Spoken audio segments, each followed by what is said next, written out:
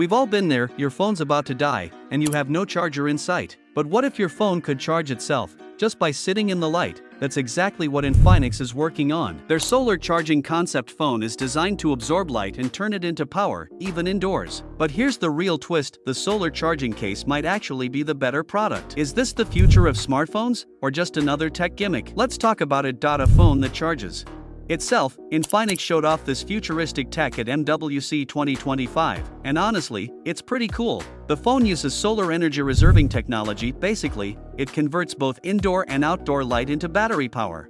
That's a big deal because most solar panels struggle indoors, but this phone uses perovskite photovoltaic tech, which is better at handling low light. Does it actually work? Well, yes, but also no.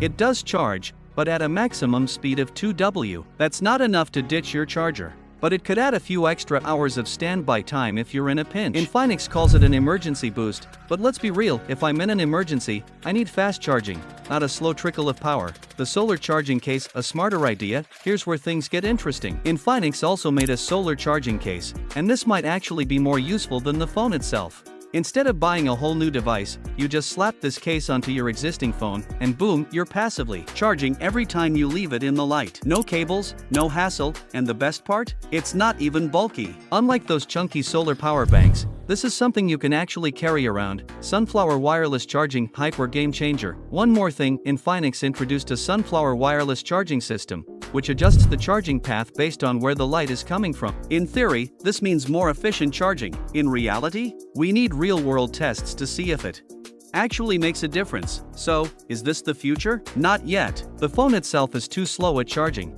but the solar case has real potential. If Infinix can increase the charging speed, even just to 5W, this could be a game changer for people who are always on the go. Would you buy a solar charging phone or case? Or is this just another cool concept that won't make it to market? Let me know in the comments.